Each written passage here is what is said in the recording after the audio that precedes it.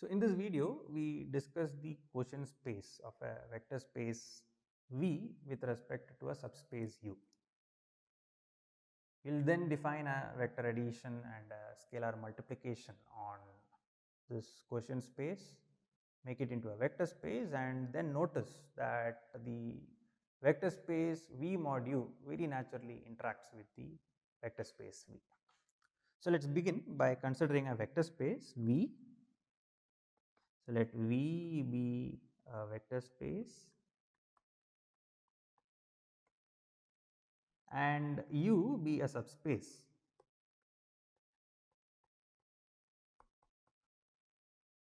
of V. Consider the following set. Define the set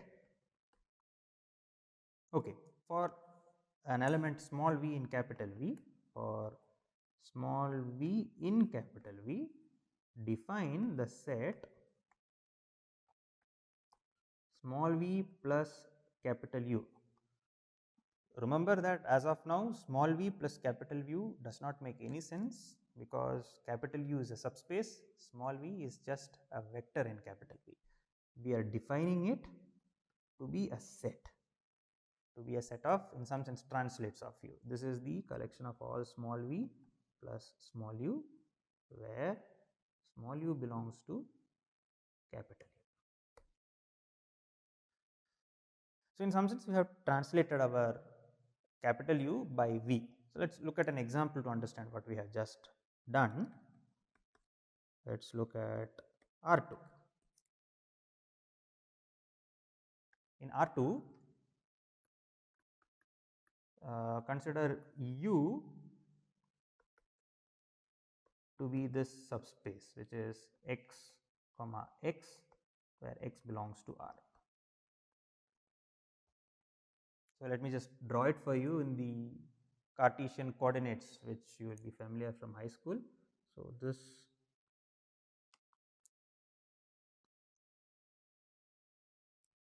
there is a Cartesian coordinate like this, and the green denotes the subspace U. The line x is equal to y. So, let us pick some v. Let v be equal to say 2 comma 0. Then v plus u is nothing but x plus 2 comma x, such that x belongs to R.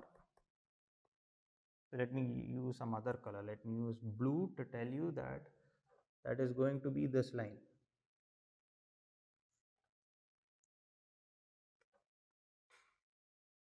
It did not come out well, but you can imagine that they are parallel lines. The green and blue are parallel lines. The blue is actually v plus u, and the green is basically u. So, that is why it makes sense to think of v plus u as a translate of u in some sense. All right. So,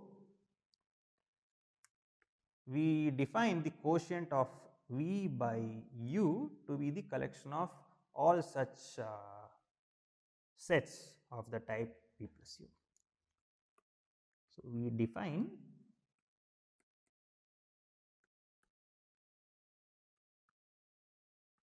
the quotient space v modulo u. It is many times called v mod u in short.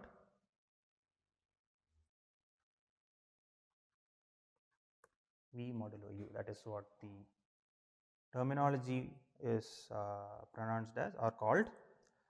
We define the quotient space v mod u to be, it is defined as the set of all v plus capital U such that v is varying in capital V. So, an element, okay, so let me give it a name. An element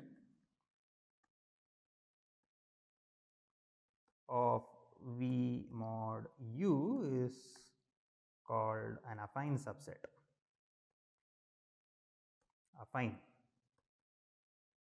subset of V corresponding to u, and V mod u is the collection of all such affine subsets.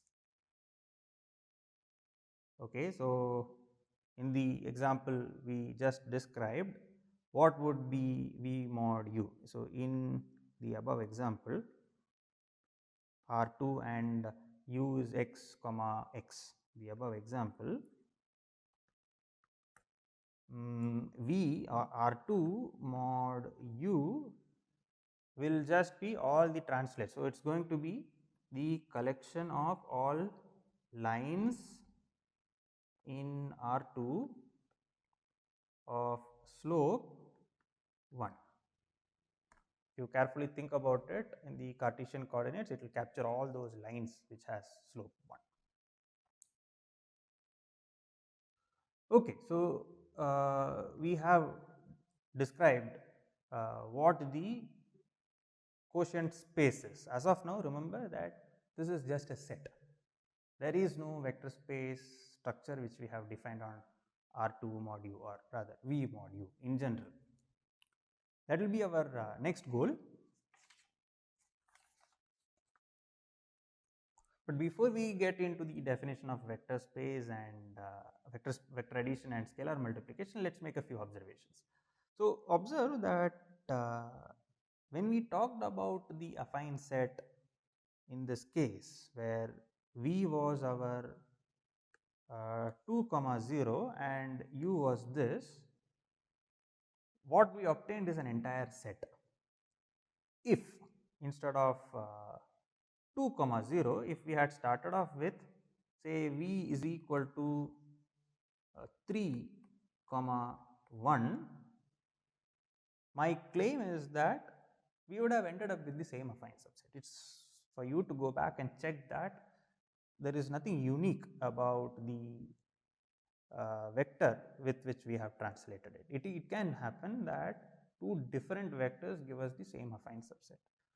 Our next question is to answer when can that happen. So, let us answer that question through a proposition. Okay, so this is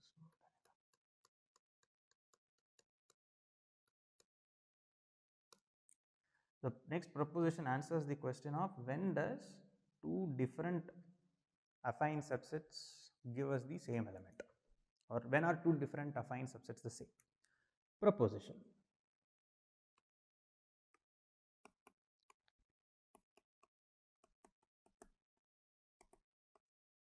Again, the setup is as above. So, let me just write it down. Let V be a vector space and U be a subspace.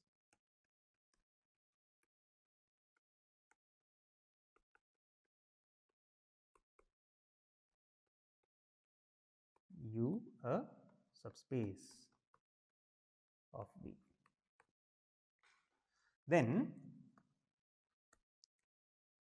for V1 comma V2 in capital V, let us consider the affine subsets of V corresponding to U obtained with V1 and V2, and let us ask when are they the same. V1 plus U is equal to V2 plus U if and only if, it is a necessary and sufficient condition, as you can see, V1 minus V2 belongs to capital V. If V1 minus V2 belongs to capital U, sorry.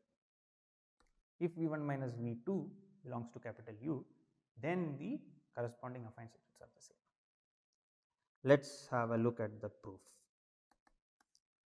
One side is easy, so let us, both sides are easy, let us however solve the easier side. Maybe this is not the easier side. Anyway, if V1 minus V2 is in capital U, let us assume that V1 minus V2 is in capital U.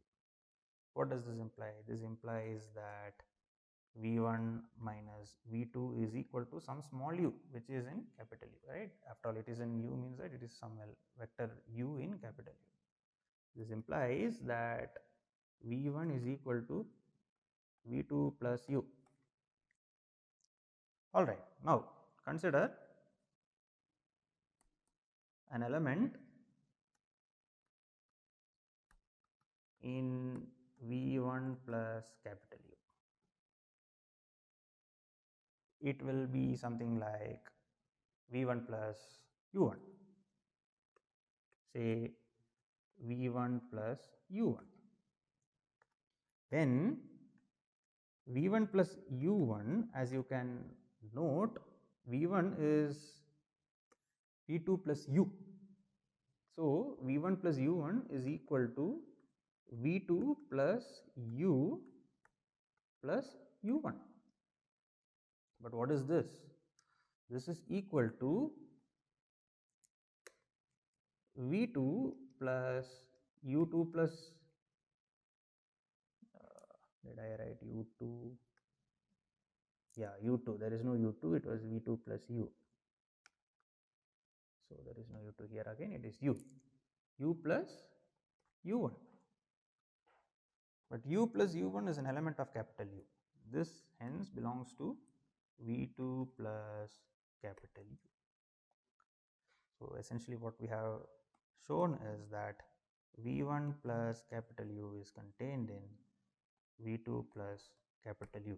But this is a symmetric argument. Instead of starting with V2 and V1, we could have done the other way. And similarly, it can be shown that V2 plus U is contained in V1 plus U. That implies that V1 plus U is equal to V2 plus U.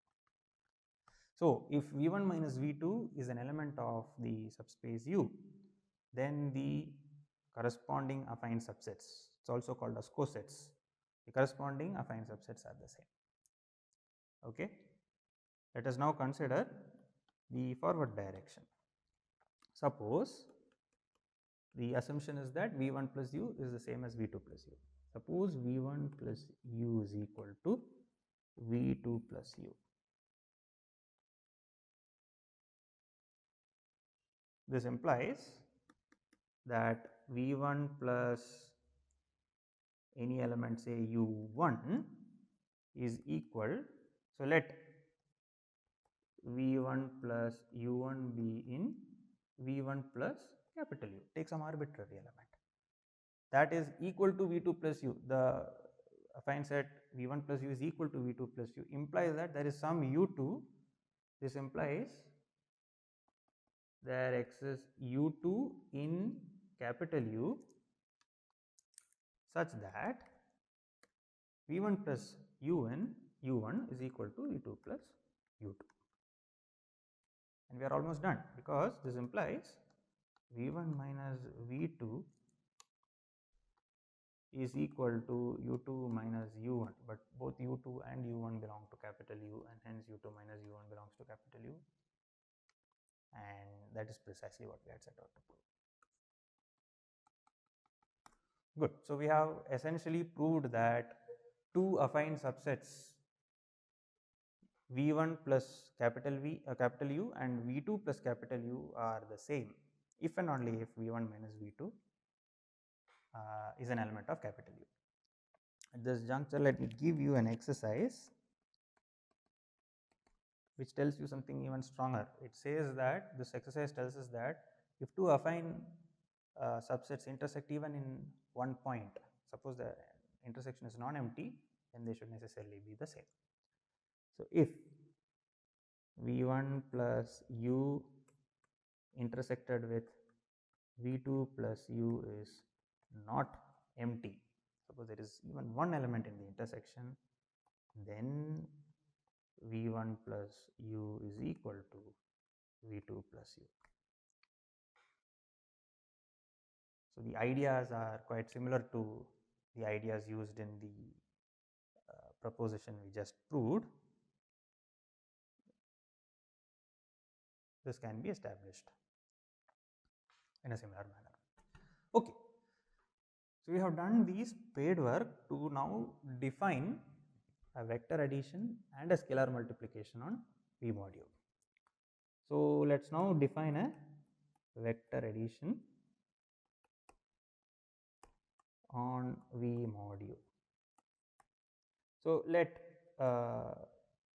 V1 plus capital U and V2 plus capital U be elements in V mod U. Let us define V1 plus U plus, this is the plus we are defining, and V2 plus U. Remember, whatever is there inside the brackets, they are elements in V mod U. So, V1 plus capital U as a symbol is something which we have already defined, an affine subset. Similarly, V2 plus capital U in the bracket is a symbol which actually defines an affine subset corresponding to U and V2, and we are now defining the sum, this sum of these two vectors. We will define the sum of V1 plus U and V2 plus U to be V1 plus V2, which is a vector in capital V, and the affine subset corresponding to U and V1 plus V2. So, this is our definition of the vector addition. Now, if you think about it carefully, this definition has a serious problem, because we already noted that, remember, in R2 when we considered the subspace U, which was x is equal to y, or set of all x comma x, we already noted that for v equal to 2 comma 0 and v equal to 3 comma 1, both the affine subsets were the same. So, when we are talking about the addition of two such elements, what is the choice of the vector involved? So, let me repeat what I just said. The vector v1 that we have here is not necessarily picked in a unique manner. We already saw that if v1 minus v, if two vectors difference is in u, then the corresponding affine subsets are the same, right? So, there could be many v1s which will give you the same affine subset here. Similarly, there could be many v2s which could give the same affine subset here. So, there is a very serious problem with respect to this addition in terms of the choice of v1 and v2 involved. If v1 and v2 changes, what if the right hand side here depends on that choice? So, we have just now proved a proposition which essentially tells us that this choice does not matter.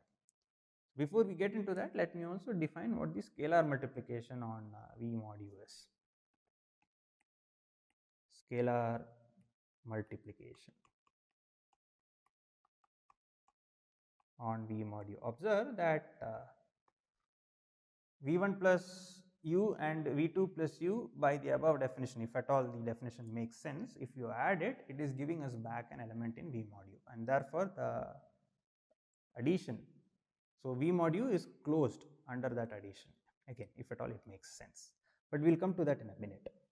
Before that, let us define for C in R and V plus capital U in capital V mod U, C times small v plus capital U, this is defined to be CV plus U. Again, the same problem arises. The choice of V is a problem here. So, let us first get that out of our concern. Suppose V1 plus U is equal to V1 prime plus U, okay, and V2 plus U is equal to V2 prime plus U. So, in other words, V1 and V1 prime give us the same affine subset, and V2 and V2 prime give the same affine subset. Then we could define addition in two different ways. Then V1 plus U plus V2 plus U, this is equal to V1 plus V2 plus U, but this is also the same as V1 prime plus U plus V2 prime plus U, right, because both are after all the same affine subsets, and this is equal to v1 prime plus v2 prime plus u. The question is, are these two objects equal? If they are equal, then we have shown that the vector addition we have defined does not depend on the choice of v1 and v2. But what does it mean to say that these two are equal? We have shown a proposition earlier that two vectors give us the same affine subset if its difference belongs to U. Okay, so consider v1 plus v2 minus v1 prime plus v2 prime. This is equal to v1 minus v1 prime plus v2 minus v2 prime. But what was our assumption to begin with? Our assumption was that v1 plus u and v1 prime plus u are the same affine subsets, hence this belongs to u. Similarly, v2 minus v2 prime also belongs to u, which implies that this is sum of two vectors in u, which is hence a vector in u. And again, by using the proposition, if the difference of two vectors belongs to u, then the affine subset corresponding to the two vectors will be the same. And therefore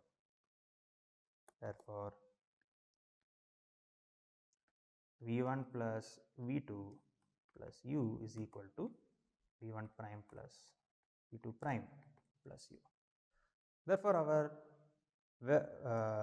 vector addition is well defined. It makes sense to define it like this. Well, it is a vector addition, and a similar argument, let me just write it and leave it as an exercise for you. A similar argument will tell us that scalar multiplication is well defined, that it does not depend on the choice of the vector small v with respect to which the affine subset is being described. Okay, I would like to leave again as an exercise for you to check that V mod u is a vector space corresponding to the vector addition and the scalar multiplication which we have just defined. Again, I should stress here that it is a check which you should certainly do. It might be a routine check, but it is important to do all these routine checks. So, exercise is to prove that, check that V mod u is a vector space with respect to the vector addition and scalar multiplication just defined.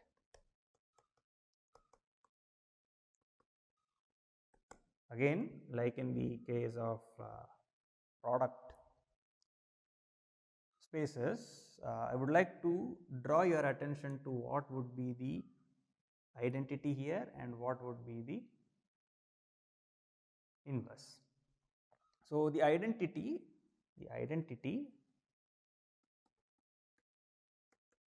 as is to be expected will be corresponding to the 0 vector. The identity of V mod u is given by 0 plus u, where 0 is the identity of V.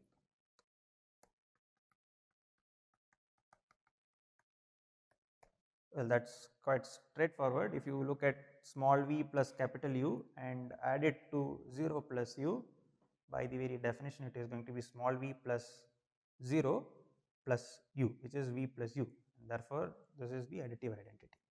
How about the inverse? The inverse, again you should check this out, inverse corresponding to v plus u is given by minus of v plus u.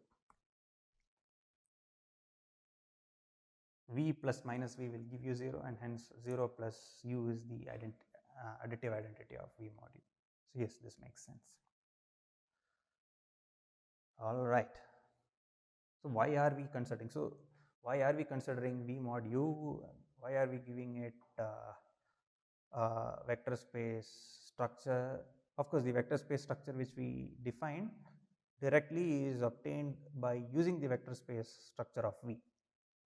The vector addition and the scalar multiplication, as you can see, which was defined, was using the vector space addition and scalar multiplication operation from V. But why are we doing all this?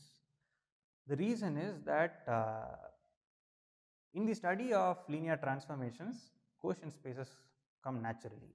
Before that, let me define a map for you. Let us define the quotient map.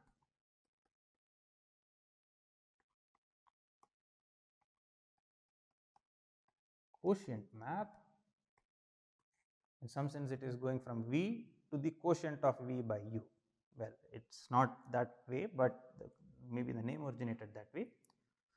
So let's define the quotient map pi from V to V mod U by pi of V is equal to V plus capital U. Again, there is a question of whether, no, it's not again, there is a question of whether pi is a linear map. Pi is certainly a map onto V mod U, if you carefully observe. Pi is a surjective map, and it is an easy check, or maybe I'll just check it for you. Pi of V1 plus V2 is equal to V1 plus V2 plus capital U, which by our definition is V1 plus U plus V2 plus U, which is equal to pi of V1 plus pi of V2. Similarly, you can check that pi of scalar times a small vector small v is c times the scalar times the vector pi of v. So pi is actually a linear map. Similarly, check that pi of Cv is equal to c times pi v. Hence, pi is a linear map.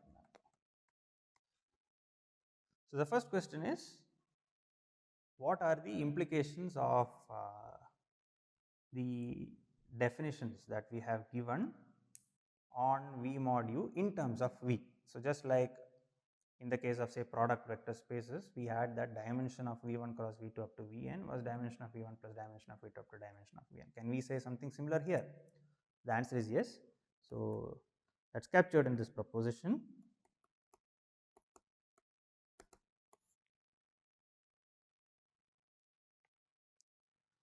Let V be a finite dimensional vector space. So as you can observe, till now whatever we did not demand that V be a finite dimensional vector space. I'm going to demand a finite dimensionality here in order to talk about dimension, which is interesting only if it is finite. So let V be a finite dimensional vector space and U be a subspace then dimension of V mod U is equal to dimension of V minus dimension of U.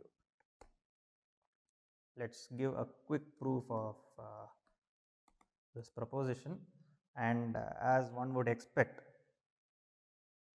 there is the dimension theorem involved in the proof of this. So let's see dimension theorem applied to what. We just noted that the map pi, quotient map pi from V to V mod U is a linear map, right? We just proved it, proved that it is a linear map from V on to V mod U. We didn't check that it is surjective, but check that R of pi is equal to V mod U, where R of pi is the range of pi. It's a surjective map, so the range will be the entire space. So R of pi is V mod U. What does our dimension theorem tell us? By dimension theorem,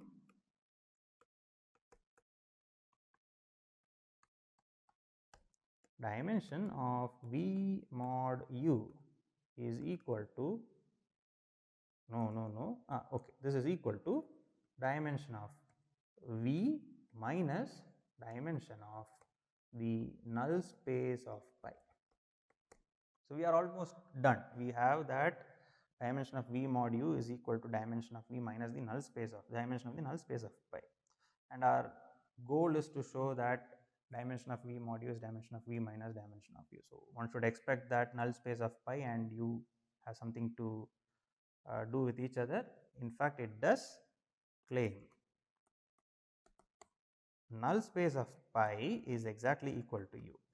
So, let us just have a look at the proof of this. Maybe I should, no, I will not leave it as an exercise. Consider V be an element of null space of pi. What does that mean? This implies that pi of V, which is equal to V plus U, belongs to or is equal to the 0 vector, right. So, this is equal to the 0 vector plus U. But what does that mean? This implies that V belongs to U, which implies null space, because V minus 0 belongs to U, to be more precise, and V minus 0 is just V. This implies that null space of pi is contained in U. Okay. Now, if let U be an element in capital U, then U minus 0, which is equal to U, belongs to U, which implies U plus capital U is equal to 0 plus capital U, which implies U belongs to, which implies pi of U, which is equal to U plus capital U is equal to 0 plus capital U, which implies that U belongs to null of pi. And hence we are done. So, we have essentially proved that the dimension of V mod U is equal to dimension of V minus the dimension of the null space of pi, which is U. Okay. Now, let us see how this setup can be used to study linear transformations more effectively. So, let us start with a linear transformation. So, let T from say V to W be a linear transformation.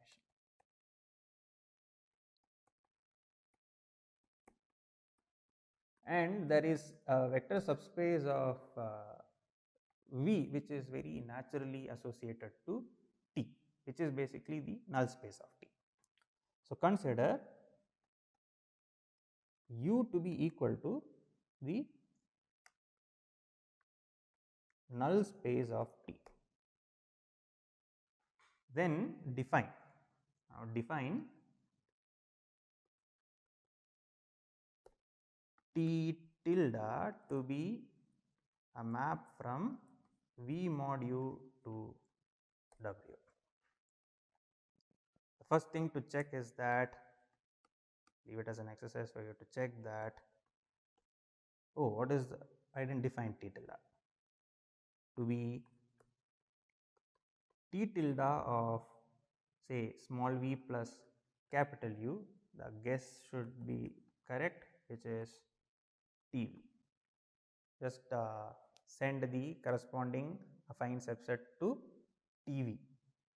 Yes, there is a question of before we check anything more, let us check that this definition makes sense. Again, like in the case when we were defining vector addition or scalar multiplication, we were worried about whether the choice made any difference, whether it will make sense to define it like this at all.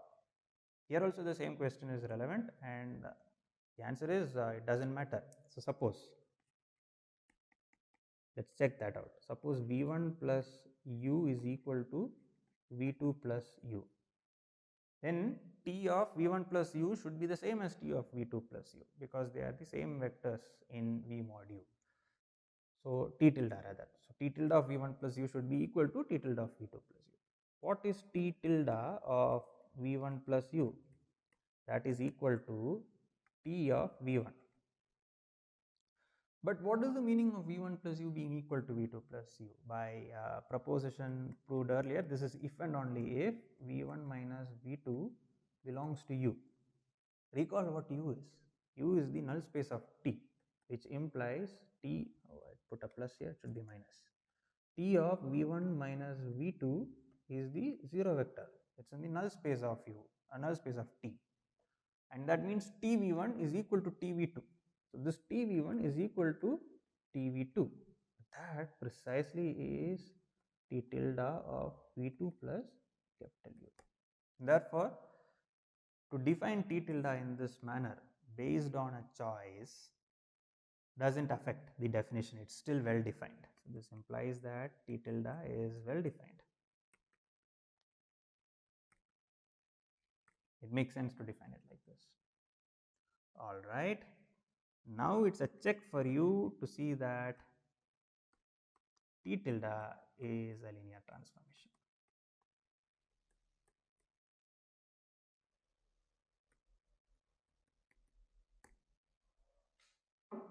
Not just that T tilde is a linear transformation, and so let me put it as an exercise for you.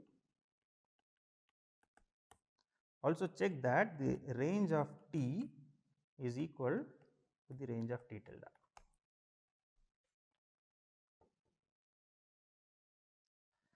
Okay, so why are we going to such lengths to discuss T tilde? The reason is the following proposition. Proposition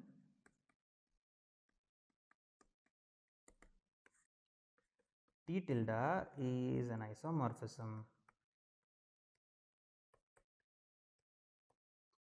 from V mod U onto R of T.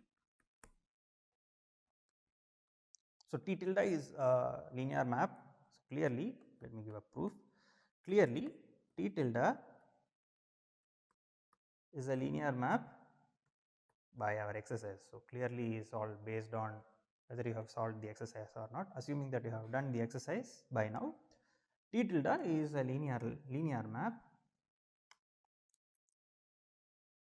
from V mod U onto R of T tilde. And again, the above exercise tells us that R of tilde is the same as R of T. So this gives V mod, which is equal to R of T. To check that this is an isomorphism onto R of T, it is enough to show that this linear map is both injective and surjective onto R of T. We have already seen that it is surjective onto R of T. It is enough to now check that T tilde is injective. So claim is that T tilde is injective. To show that T tilde is injective, let me invoke a result we have proved earlier to show that the null space of T tilde is just the 0 space. So what is the null space of T tilde? So suppose T tilde of V plus U is equal to 0. This implies that TV, by the very definition, T tilde of V plus U is TV. TV is equal to 0.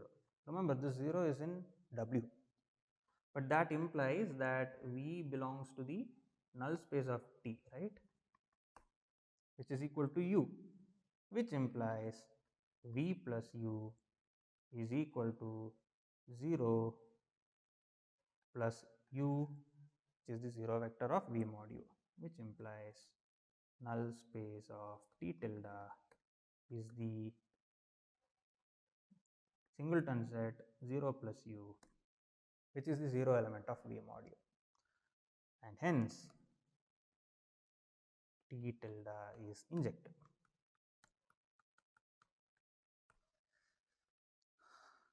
So we are in good shape now. If we start off with a linear transformation from a finite dimensional,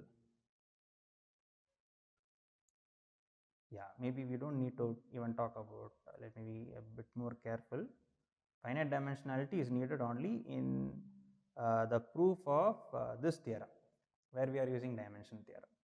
In the proof of this proposition, we don't need any finite dimensionality. If you carefully observe, the entire proof goes through for any vector space V and any linear transformation T from V to W.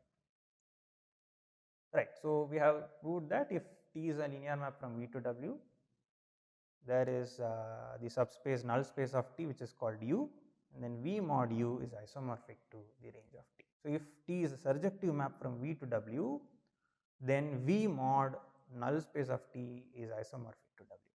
That is what we have proved. All right. So, next we will be discussing dual spaces in the next video.